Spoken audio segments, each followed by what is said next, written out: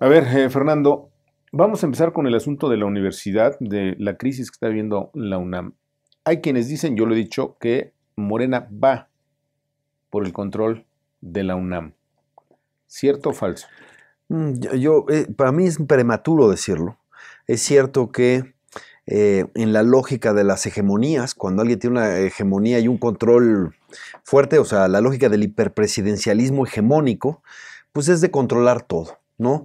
Es cierto, pero sería prematuro decir algo así.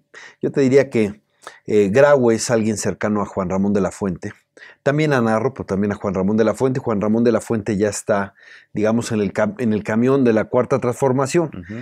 Entonces, no vería eso. Claro que sí veo una mano negra. Haber hecho una agresión tan brutal, tan Criminal. salvaje en el lugar más emblemático eh, y visible de Ciudad Universitaria, ¿no? Entonces, Ujú. quien lo hizo, pues iba a eso, los trajo de lejos, trajo porros de lejos en un camión que venía del Estado de Ujú. México, a gente de distintas escuelas y incluso no universitarios para hacer esa agresión, pues quería generar un conflicto.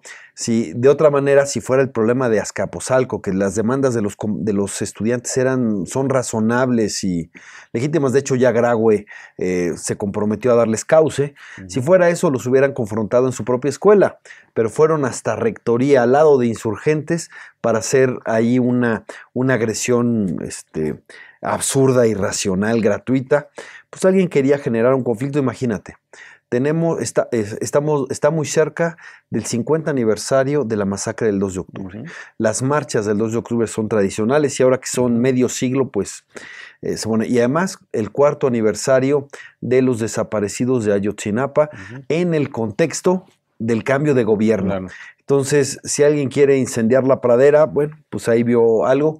Pero bueno, los estudiantes reaccionaron previsible, pero también ejemplarmente. Su manifestación fue muy pacífica, sus planteamientos me parece que han sido atendibles y bueno, nació un movimiento pues, a partir de cómo reacciona esta absurda provocación.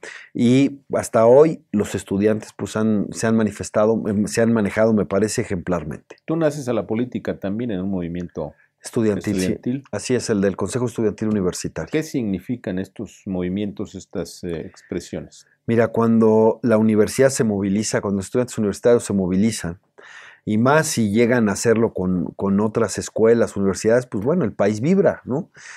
La Universidad de la Nación no por cualquier, no es casual, ¿no?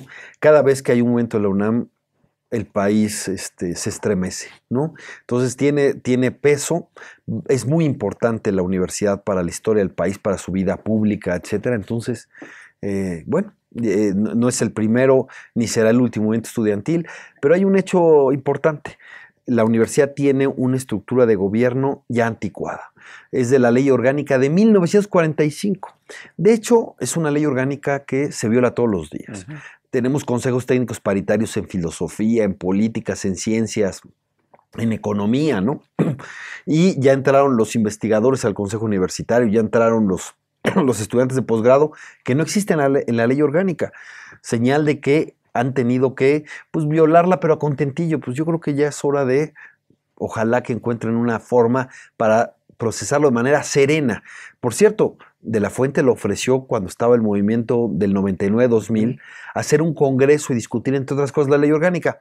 Mm. Finalmente, desde los extremos de la universidad, que también existe, boicotearon esa posibilidad y No te dicen. seguimos cargando A pues, un ver, marco normativo que no sirve ya, en mi opinión, a la universidad, o más que no sirve, que está a rebasado, ver, ¿no? Fernando.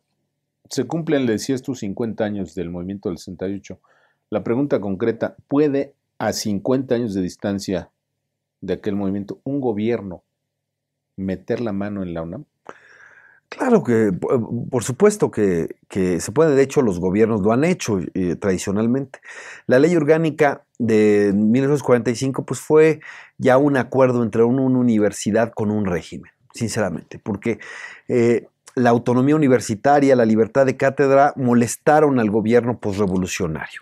Y de ahí hubo una resistencia contra la intención de terminar su vida desde el poder.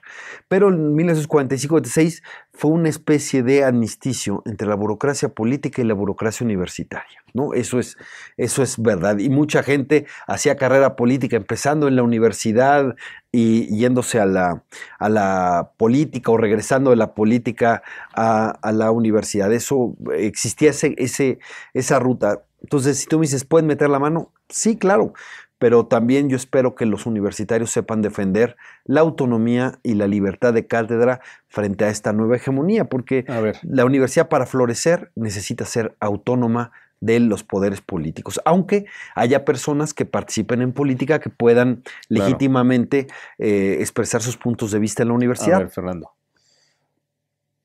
tú y yo sabemos, y todos los universitarios lo saben, el porrismo existe desde casi siempre. Sí, claro. Pero todo el mundo se hace güey y voltean para otro lado. Mira, ¿por qué se le puso porrismo? Porque eran las personas de las porras universitarias. Primero Deportivas. del fútbol americano y luego del soccer, ¿no? Y les daban boletos y les daban recursos, etcétera, y los usaban como grupos de choque frente a los universitarios que se organizan, ¿no?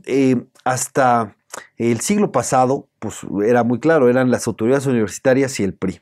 Después ya se ha ido diversificando los posibles patrocinadores, pero de que los porros no se mueven solos, nunca. Siempre tienen a alguien que los patrocina y les da protección. Y la verdad es que ya pasó mucho tiempo después del 3 de septiembre que se dio esta agresión y todavía no sabemos quién metió a esas personas al camión, los llevó a Ciudad Universitaria para hacer la agresión. Y me parece extraño, ¿no? O sea, identificaron 18 agresores y todavía no han visto de dónde viene o dónde está su nexo con el poder. Huele mal que todavía no esté esclarecido, ¿no? Nos queda un minuto. Narcoporros. También todo el mundo lo reconoce. Sí, claro. Pero mira, es que es la política fallida contra las drogas en el país. La prohibición, o sea, la Ciudad de México no es una isla del país. Y Ciudad Universitaria no es una isla tampoco. Es decir, la pésima política de drogas, que es un fracaso, ha afectado a todo el país y cómo no va a afectar a la Universidad Nacional, en donde, por naturaleza, es un espacio más libre, ¿no? Entonces, claro que el narcomenudeo se ha confundido con ciertos sectores del porrismo. Claro, hay la fallida guerra contra las drogas y su política prohibicionista han descompuesto todo. Y eso no deja libre a nadie.